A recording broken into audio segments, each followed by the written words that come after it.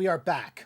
I've seen Guardians of the Galaxy 3, and let me tell you what I liked and what I didn't like. First, we're going to get into what I liked. The CGI was amazing in this movie. Everything was textured beautifully. It looked like they put a lot of love into this film. It seemed like they really put forth the effort to make sure the renders were done properly, the lighting was proper, and all the cosmic layers. Some of the scenes were so layered with CGI.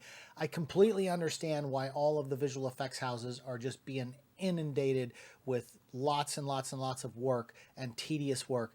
There was so many layers to this movie in visual effects. It was just insane. Dave Bautista stood out amongst all of the acting in this film.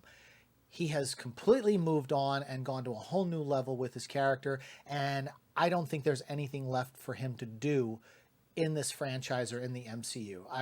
I really think he's outgrown the content. The villain in this film was actually a solid villain. You know, I was having a conversation with somebody that, you know, I've seen the first two Guardians films, but I couldn't really remember who the bad guy was until someone was like, oh, it was Kurt Russell was the dad. And then, oh, it was some other guy in the first movie, which I still can't visually close my eyes and see. And that's one of my problems with a lot of the movies these days, not just the MCU, but villains aren't memorable. I mean, if you ask somebody who was the villain in RoboCop, people will say Clarence Boddicker. If you ask who was the villain in Die Hard, people will say Hans Gruber. It's just embedded in people, and that means good writing. When it comes to all of these villains in the MCU, they kind of feel generic at this point. But this particular villain was pretty good. Rocket's story was really well fleshed out. I really enjoyed seeing where he came from and how he became as smart as he is, and all of those little things. I really enjoyed Nathan Fillion in this film as his character. He was a lot of fun, and the banter back and forth was just beautiful. Now to the stuff that I think was kind of just eh. Now, I know that the Guardians films are known for the music because that's really what sells these characters. But sometimes the music felt so forced in scenes, and you almost didn't get enough time to breathe between musical numbers. And for me, that was eh.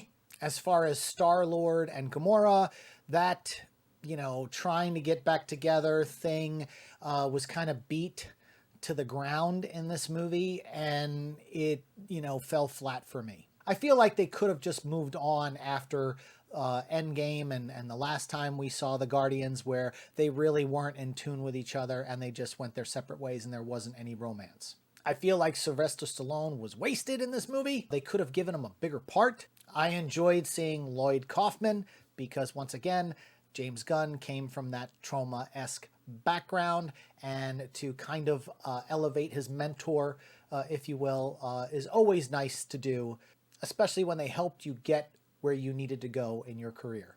Now, although earlier I said that the CGI was really amazing, once again, it was just overdone. It was everywhere. It just got to be so much eye candy that it was exhausting trying to figure out what was on the screen and what was going on here and what was going on there. So although the CGI was amazing, you know, it just always feels like overkill with these cosmic intergalactic galaxy type of MCU films. Sometimes shots were held on too long. Like, I don't know how many times throughout the entire film we had a close-up of Rocket's eyes as they welled up in tears. It was over and over and over. It's like, yeah, we get it, we get it, we get it. And see, those kind of things, when you're spoon-feeding the audience these emotions, make for a longer film. I could have cut 20 minutes from this movie, and I think it still would have had the exact same impact that it had.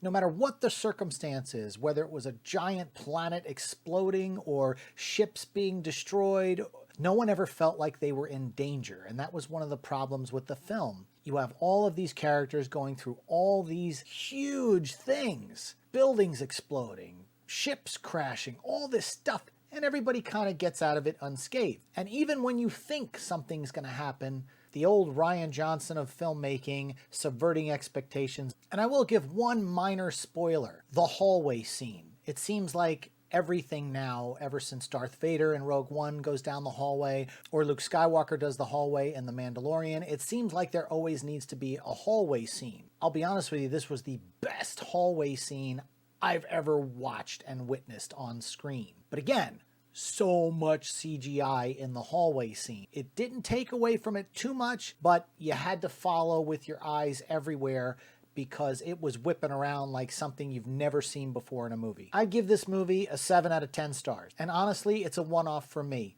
But so were the other Guardians films. I've seen them one time, no big deal, moved on. Those are my pros and cons on the movie. I hope you guys enjoy it. I think it'll be obviously #1 at the box office this weekend. Definitely have legs to cross 400 million globally and then some. This movie may just end up being like Doctor Strange in the Multiverse of Madness, pull in like 950 million, but it's going to be in the theater for a while in order to get there. I could be wrong. It could just top out at 750 million and close this chapter. There is a mid-credit scene as well as a post-credit scene. And I'll be honest with you, after I waited through all the credits to see the post-credit scene, that was something I didn't have to wait for. So no spoilers there, but you could take it or leave it, maybe see it online. It was kind of, it didn't do anything for the movie. It didn't say what was happening next. It didn't allude to any other MCU universe type thing. It was just this, it reminded me of the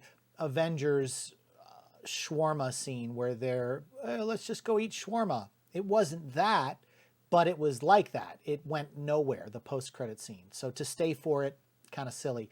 But the mid-credit scene, that set up everything for another Guardians film with a slightly different cast. What did you guys think? Guardians of the Galaxy Volume 3, let's talk about it in the comments section, and we'll see you on the next one.